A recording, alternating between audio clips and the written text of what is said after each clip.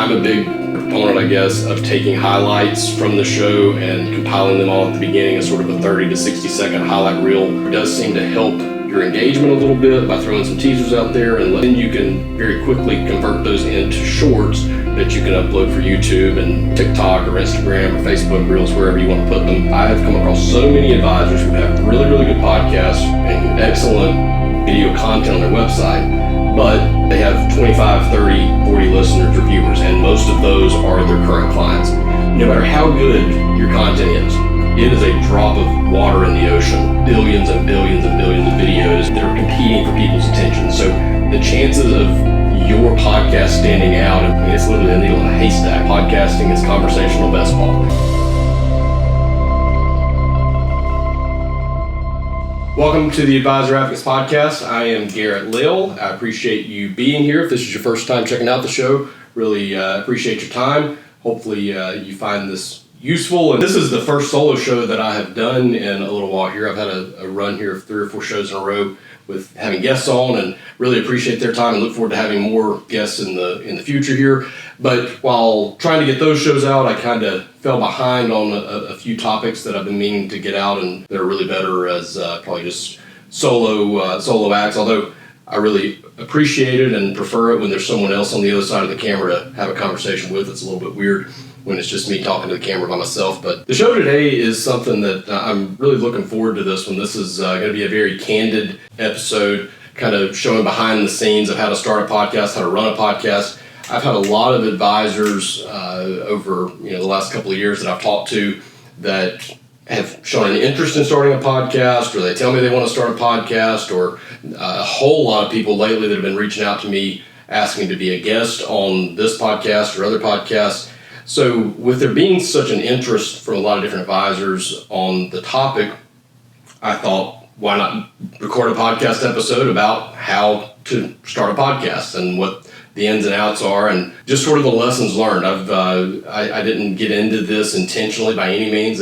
I started a show as just kind of a hobby and learned a little bit about it, and then started another show, and then another show, and then next thing I know, I've kind of developed a little bit of an accidental skill set, I suppose, for this. So I thought I would devote an episode to sharing what I've learned along the way and hopefully help you understand a little bit more about your next steps if you do want to start a podcast. Now, I will say well in advance here, if you do stick around to the end of this episode, I am 100% going to shamelessly self-promote a new service that I'm offering to advisors. So if you are an advisor who would like to have your own podcast, but you find throughout this episode that maybe it's a little bit more work than you want to take on, or you just don't have the time, or you just don't have the interest in trying to learn some of these little nuances, I will say in advance that it's part of the underlying ulterior motive behind this episode is to kind of spotlight all the nuances of what goes into it, and to be able to maybe further highlight why that service makes a lot of sense. Because what I'm basically going to do in this episode is tell you everything that you need to know how to do, and then at the end of the episode, I'm going to tell you what my offer is to do it for you if you are an advisor who wants a simple solution to have your own podcast. So listener beware, viewer beware, whatever you want to call it. But there is a solution at the end that I want to try to explain. So if you want a shortcut to the end of the episode, by all means. Otherwise, let's get into how to start a podcast. One of the simplest steps in the process may seem almost frustratingly simple, but it can actually be one of the more challenging things to do, and that is settling on your branding, your show concept, all of these little details that aren't necessarily what financial advisors are typically best known for enjoying. It's not maybe necessarily that we don't have the skill set for, we're analytics. We like getting into numbers, we like talking to people, getting into marketing and creativity and that kind of thing is not usually up our alley necessarily. But it is a very important part. You need to know what the title of the show is going to be, and that is important because that's what's going to help new listeners decide if they want to listen to it or not. General tips on that are going to be, you don't want it to be incredibly long. You want it to be pretty straightforward and explain what you're actually listening to. If you have to explain the meaning behind the title of your show, there's a very good chance that people aren't going to listen to it because they don't know what it's about. So it needs to be creative and catchy, but it also needs to get the point across of what the show's about and why a potential listener should devote 30 minutes of their time to hearing what you have to say. Once you settle on the title of the show, you're also going to need to do things like design graphics and cover art and logos and things like that for the show. And you're also going to need to decide on a format.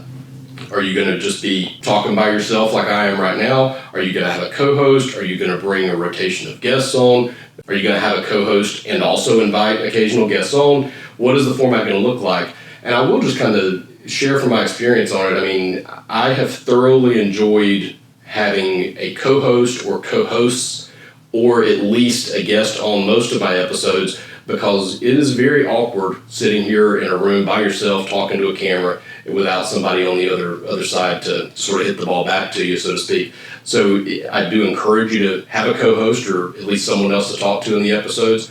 But certainly there are podcasts out there, successful podcasts out there, that are solo acts, and you certainly can do that. But whatever the title of the show, whatever the format, whatever the cover art, whatever the graphics, you need to figure out how to get the listeners or the potential listeners' attention, because podcasting is becoming more and more popular.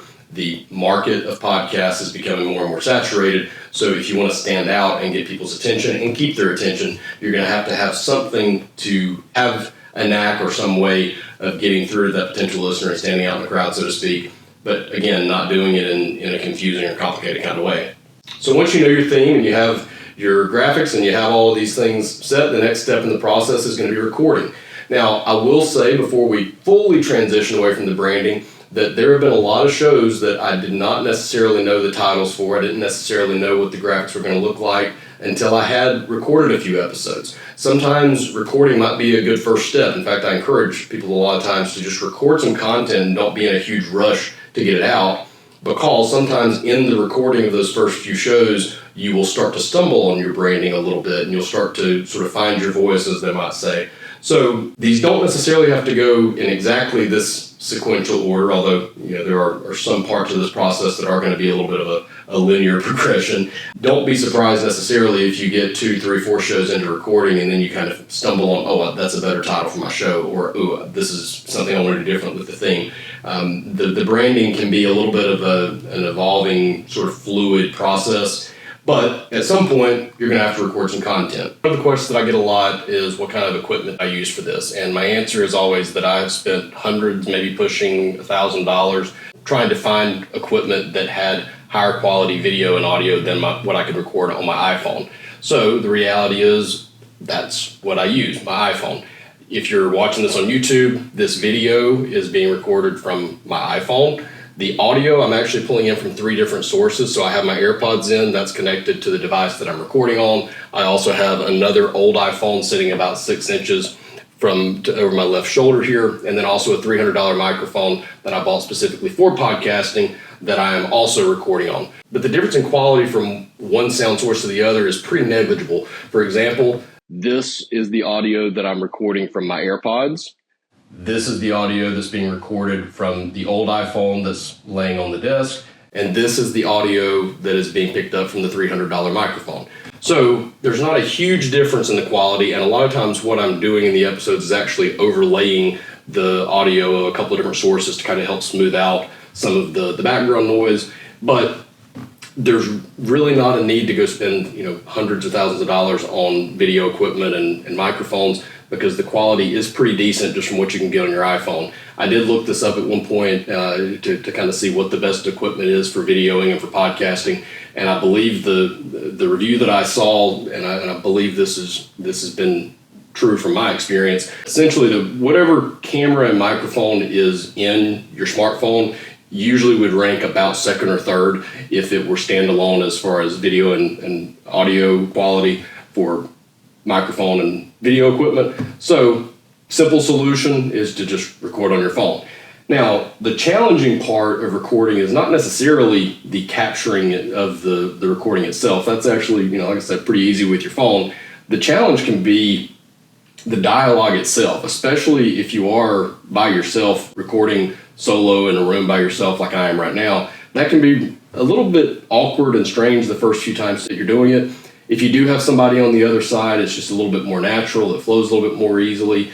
I like to use the term, it's podcasting is conversational best ball. You have a conversation and you get to kind of take out the parts that didn't sound right. There's a lot of things that you'll hear me say that I may have said 2, 3, 4 times in a row before I finally got it to sound the way I wanted to. So I try to just very naturally have a conversation or talk to myself as I'm doing right now. And then you go back at the end of it and you sort of cherry pick the parts that sounded the best. Now, that doesn't mean that I'm sitting here repeating every single phrase 5 times. I'm, for the most part, just having a conversation with someone else or in a room by myself, and then just going back and kind of figuring out what sounds the best. And most of it does end up in the final episode. I would say is a pretty decent ratio. I'll probably record about 45 minutes for every 30 minutes of final cut footage. So it's not like I'm sitting here and recording for 4 hours to get 30 minutes, but there's a lot of repetitions and a lot of edits and little, taking out the ums and the okay and the so's and all those little filler words. But you also have to balance that in the editing process so that your video doesn't end up being too choppy. I encourage people to be natural in the final cut of what's coming out as well. So the recording can be a little bit challenging. I do encourage you to have an outline of what you're going to say and sort of have bullet points or talking points, I suppose, prepared so you're not just winging it on the recording. Just for the sake of time, I think that makes it flow a lot, makes it go a lot faster and run a lot smoother. But I do not have a script. Some people will say, type out your script ahead of time and you can even, there's software that you can essentially load that up in advance in the recording software, and it will spit it out in front of you like a teleprompter might would. I don't do that because for me personally, I guess I'm a better talker than I am reader. I've never been great at reading out loud. I'll kind of stumble on my words a little bit. So if I start reading something verbatim, you tend to be able to notice that I'm reading something where I may just have a general idea of what I want to say, and I may say it 4 or 5 different times before I finally figure out exactly which version of it sounds the best.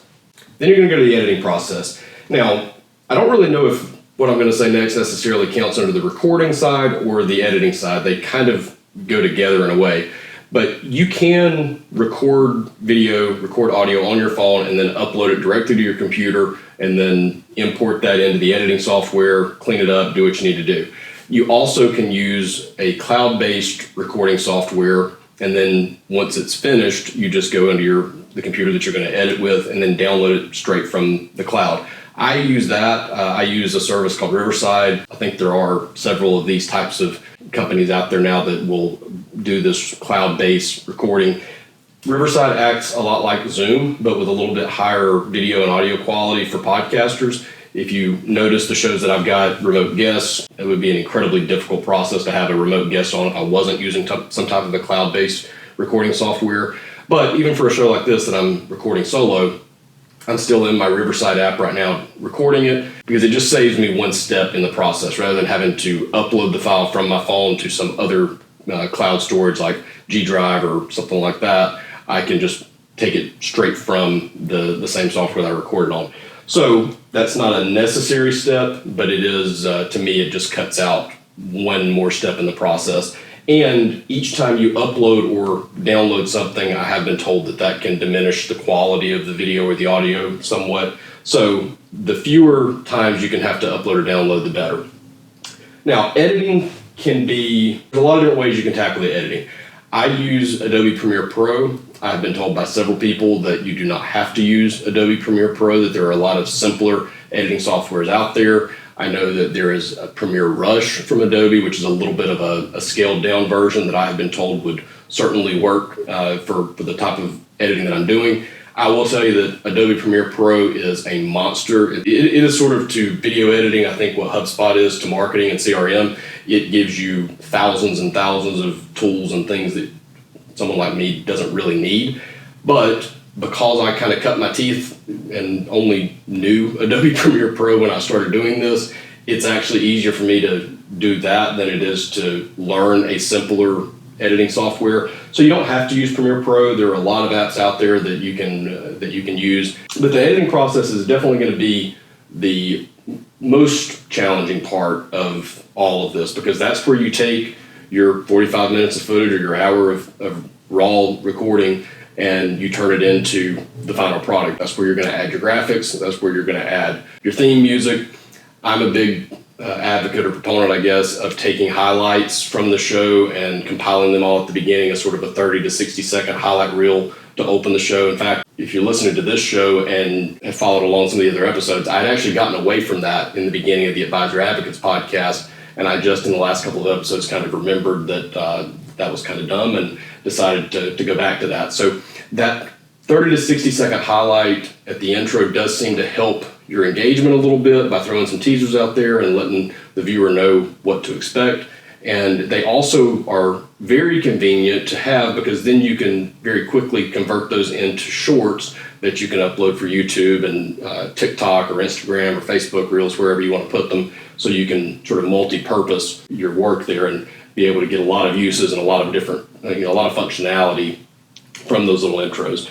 Not a requirement by any means. There are plenty of shows out there that have, a static intro. Again, as a reference, go back to the first several episodes of the Advisor Advocates podcast. Definitely not a stone cold truth, just a personal preference. And I will say on the editing that there are AI programs that can do that for you. Riverside being an example of that. I am, maybe it's just my pride, maybe I'm a control freak. I don't know what exactly it is, but I don't like to lean on the AI because I feel like I still have to go back and make sure that it worked. And if I'm having to go back and really, comb through the work of the AI that the AI did with a fine-tooth comb, then, what's the point in using it in the first place? But there are some things where you can take the final video, record it, and tell AI to produce a 30-minute video of it, and it will do all the editing for you. It will remove the background noise, it will remove the filler words, and leave a pretty decent final product. You can have it spit out highlight reels for you, which can be a time saver as well. You can do all of your editing and then upload it to Riverside and say, give me a 3-minute highlight clip, give me a 60-second highlight clip, and it'll go through and do that for you. And it's a pretty decent final product that you'll get. So it's sort of up to you how involved you want to be in the editing process. To me, if I'm going to put something out there with my signature on it, I do want to make sure that I have ownership of that process. So I don't lean very heavily on AI, but it is an option I want to make sure that you know about. And in the recording process, don't be discouraged if you finish recording and you kind of feel like, man, that was a dud, that was a terrible episode. You have no idea how many times I have finished recording and thought to myself, I'm going to have to do that entire thing over again. That was horrible. Usually, in fact, I think every time I've thought that, once I go back through the editing and I play that conversational best ball and I get rid of all the ums and I get rid of all the filler words and I get rid of all of my goof ups, I may end up having a little bit more time on the editing process for those bad shows, but it still comes out as a pretty decent final product. So don't be terribly discouraged until you've gone through the editing process. I will say in the very, very beginning of doing this, there were some projects that I had to completely reshoot. I'd gotten off topic and I really didn't have any type of an overarching theme to the entire video or the entire episode. That does happen. I think that's where it makes a lot of sense to have sort of a talking points agenda ahead of time before you record on it. I know what I'm going to talk about ahead of time so I don't end up too far off in left field. That's just, again, something I kind of learned along the way from it. But for the most part, when you finish recording, you may not necessarily feel like you did a very good job, but that's why we have an edit button, and it definitely does help a lot in getting the final product out. It does end up being a lot better than you think a lot of times. The technical side of podcasting is probably where you're going to have the biggest learning curve, okay? Figuring out how to take a video and get it out to the world. It is not a difficult thing at all. Kind of like everything else that I've learned with technology, it usually takes me weeks and weeks of time to research how to do something that once I finally find the answer, it's something that takes 5 seconds. So podcasting is the same way. It's not that challenging once you know what to do. There are multiple platforms that you can host your podcast on. You can host it, for example, at Spotify. You can host it at Apple. You can host it on Podbean, for example. There are a lot of different places that will sort of house the actual feed itself. You can also host it on your own website, and there are some advantages to that I'll get to in just a second. So if you use a third-party hosting platform, basically what you're going to do is upload the final audio, the final cut, to that hosting provider's platform, And you're going to write a description, and you're going to answer some questions, check some boxes, and you're going to hit publish, and boom, it's out there. And those third-party platforms are going to make sure that everything is buttoned up and everything's done properly, so that you can't hit the publish button until it's ready to go. And once you hit that button, it's out to the world, and you've got everything you need. The other thing that you can do is host it yourself on your own website, or create your own website for the podcast so that you can house your own RSS feed there. Now, some of those providers will automatically push your podcast out to multiple platforms. I think Podbean's pretty good for this, actually, that when you publish your show to Podbean, it's going to automatically send it out to Apple Podcasts, Spotify Podcasts, Amazon Music, all of the major providers.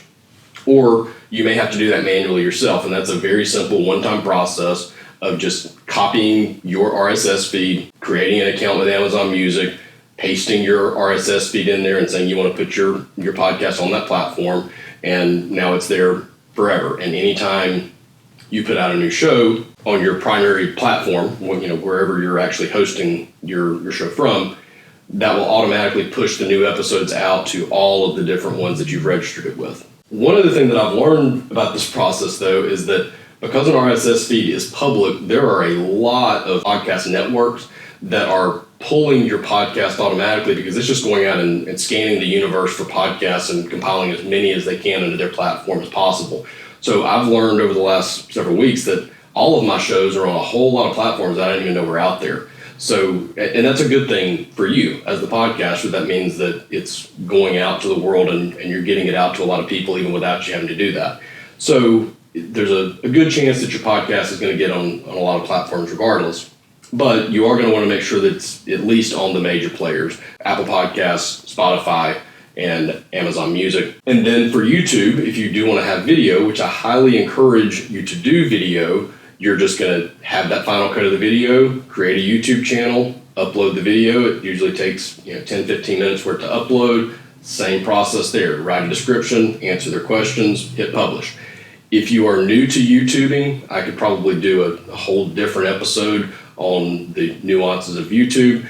This is a little bit more focused specifically on podcasting, but creating a YouTube channel is something that takes 10-15 minutes. It's not a terribly complicated process. And then uploading a video, again, same thing. It might take you a few hours to find the answers to your questions, but what you'll find is that the actual execution of starting a YouTube channel and uploading videos is very simple and can be taken care of pretty quickly. Again, one of the challenges behind that is going to be coming up with your cover banner and your artwork and your graphics and all that kind of stuff for your channel. But again, that's a one-time proposition. Doesn't take a terrible amount of time to figure out. The next step in the process is going to be the distribution and promotion of your podcast. So you've got it out there. It's available for the world to find. The problem, from my experience, that advisors run into most commonly in this process is the actual promotion, because I have come across so many advisors who have really, really good podcasts, really, really good YouTube videos, and excellent video content on their website, but they have 25, 30, 40 listeners or viewers, and most of those are their current clients. So this is the problem that I've ran into a lot with advisors, and it's also something that I've personally experienced. As advisors, we tend to be pretty confident in our work, and we get the work out there, and we get the video out there, and we think, man, this is great information. The people are going to love this. And then we sort of rely on the internet to take it viral. No matter how good your content is, it is a drop of water in the ocean compared to what else is out there. There are billions and billions and billions of videos and things out there that are competing for people's attention. So the chances of your podcast standing out, it's literally a needle in a haystack of content. So you have to do something to help get it out. And there are some simple sort of old school tricks to that. Yeah. You've got your prospecting list, you've got your email marketing list. Emailing the podcast out to those people is a great start. But there's also going to need to be some type of a paid promotion behind that, whether that's creating Facebook ads, Instagram ads, Google ads, YouTube video ads. There's a lot of different things that you can do that is very cost effective. I don't have the exact numbers on this in front of me right this second, but I want to say at one point I was running video campaigns that, if you looked at the amount of hours that were watched and divided the amount of hours that was watched by the cost, I was paying something like 57 cents per watch hour to get people to watch these video ads of the different shows that I was promoting. So it's very cost effective to get the ads out there. It's just injecting another step to the process that you're going to need to learn. You're going to need to learn how to create a Facebook ads account or a Google ads account, how to use the Google ads account or the Facebook ads account. There's just another step in the process that you have to learn. But if you have a good show and you want to try to get it out there, it's very cost effective to get eyeballs on it as long as you know how to do that. And then you're just promoting the podcast and you're telling Google or Facebook or whoever, this is my audience, this is where they're located, these are their interests. Go out and find people like that are searching for podcasts from financial advisors on financial topics and put it out there to them, and they will find it. And then some of them will subscribe, and you start to build and grow your audience that way.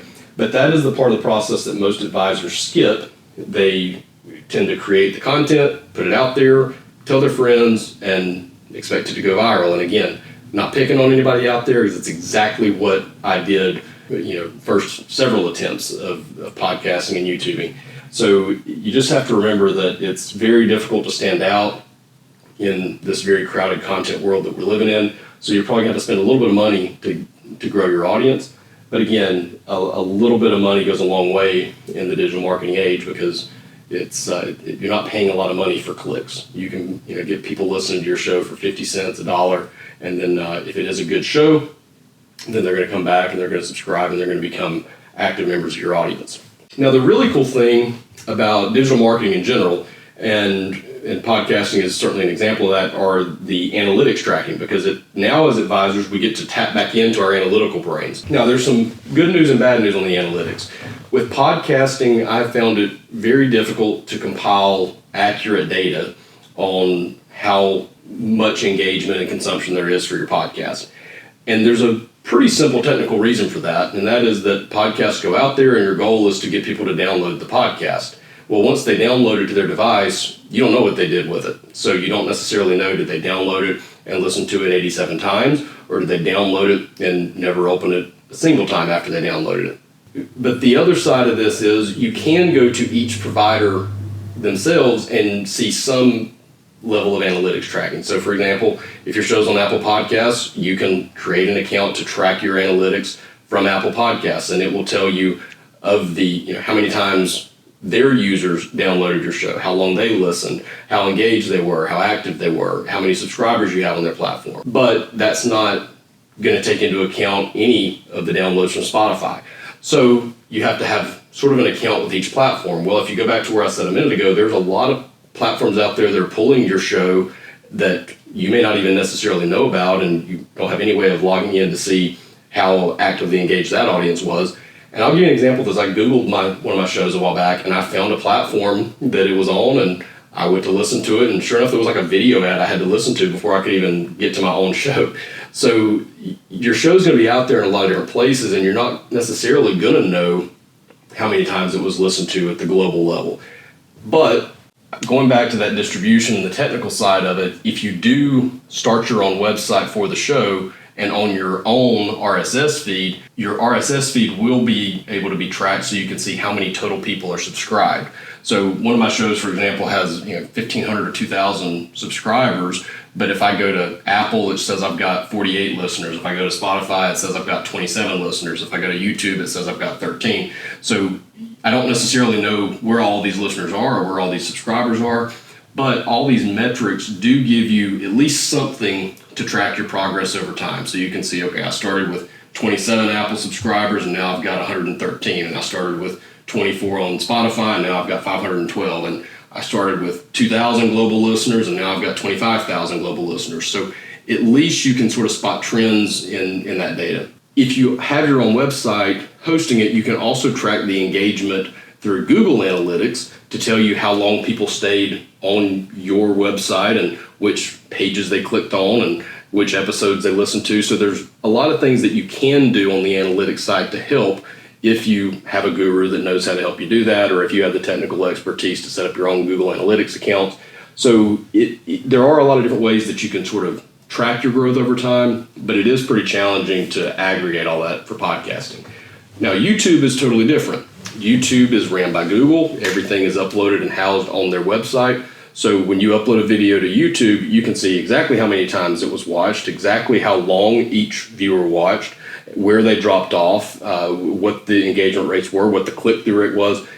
YouTube has a mountain of analytical data that you can use to sort of see how your shows are stacking up. So it's really interesting on their polar opposite sides of the coin there, right? You've got all the data in the world that you want on your videos. Your data on the audio is a little bit spread out and difficult to track, but it's out there, and it is something that you're going to want to do to be able to see, are your marketing efforts actually effective, and is your show growing? And if not, what are we doing wrong, and how can we make it better?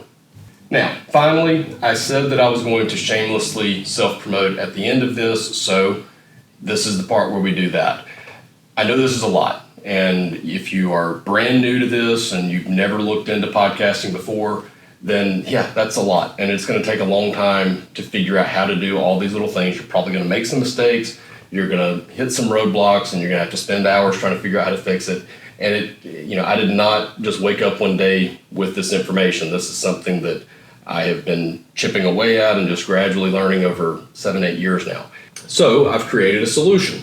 Because I have sort of learned how to do this, I've created a process or a solution for advisors who want to get their podcasts out, where I can do everything from start to finish for you. All I need you to do is record the content, approve the final cut for compliance, and then I give you a way to promote the content on the back end of that.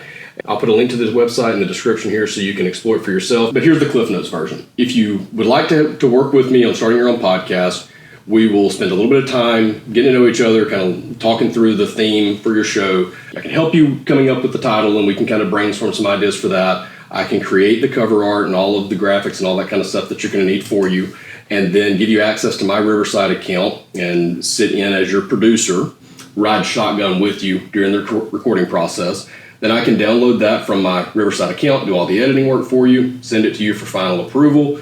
Once you get back to me or run that through your compliance process, or send it to your compliance department for approval and it's been green lighted, you send it back to me, and I published it on my network, which is called Wealth Partners. And if you want to check out the website, the link will be in the description as well, but that's wealthpartners.io if you'd like to check out some of the other shows that I've put out for other advisors. And that gives me the ability to also help you with the distribution and the promotion, because I have this one, sort of central hub for financial content where a lot of people are coming to Wealth Partners to check out the shows of other advisors, and I'm doing a lot of promotions to get people on that website. So you're going to get some organic traffic for your shows just from being on that network. But if you would like to promote those shows, this is one of the really cool sort of secret sauces behind this. I don't have to charge you or mark up the cost of creating the ads for that, because it's getting exposure to the website and to my network when you promote your own shows. So if you put out a show that you really like, or if you want to consistently promote your content, we can sit down and sort of come up with a strategy for that, learn a little bit about your target market, who you want to target, what the age group is, what the location is, and I can create those ads for you, run them to promote your shows. And the win-win from that is I get the ears and eyeballs on my network, but they're going to be specifically in your market to promote your show.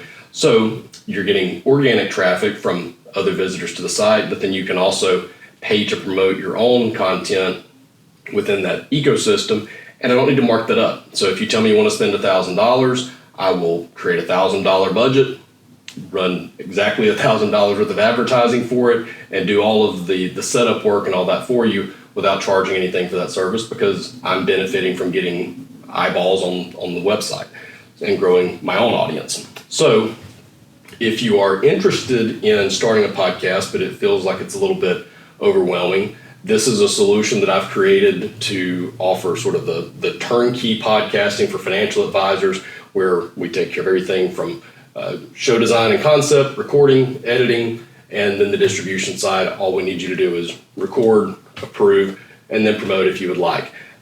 Questions that I get on this a lot are, who owns the content? Well, it's actually sort of a co-op ownership, I suppose you would say, in the sense that for copyright purposes, so I can promote it, what's on my website is technically owned by Wealth Partners. However, I send you the copies of everything so that you can put it on your own site as well. So I'm not trying to steal your content or take your creative capital from you. It's just that if I try to go out and create ads for content that I don't own, Google yells at me for that. So for the purposes of promoting it on my network, yes, I do own what's on my website, but you also have copies that you can use for yourself. And I strongly encourage everyone on my network to promote their own shows as well. Send it out to your folks, put it on your website, put it on your YouTube channels, have your own YouTube channel if you'd like, and I can kind of work with you on setting that up properly and making sure it's working. So I strongly encourage that. And then the other obvious question is, how much does this cost? I charge a $499 setup fee to sit down with you and the show design, doing all the graphic work and all the cover art stuff and all the branding work that needs to be done.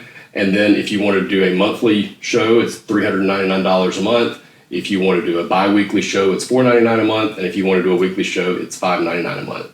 So when you compare that to the time cost of doing all this stuff yourself, the feedback that I've gotten from advisors is that they find a lot of value in all that I'm able to do for that service. So if you would like to start a podcast, but this seems to be a little bit too much for you, happy to help. If you'd like to chat about that, you can give me a call directly at 919-561-2436. You can also go to the Advisor Advocate's website and schedule an appointment at your own convenience. Shoot me an email to garrett@theadvisoradvocates.com and look forward to chatting with you if I can help. Regardless, I appreciate you taking the time to listen to this episode. Hope you enjoyed it. Thanks for watching if you're on YouTube. Hope you found it useful, and talk to you soon.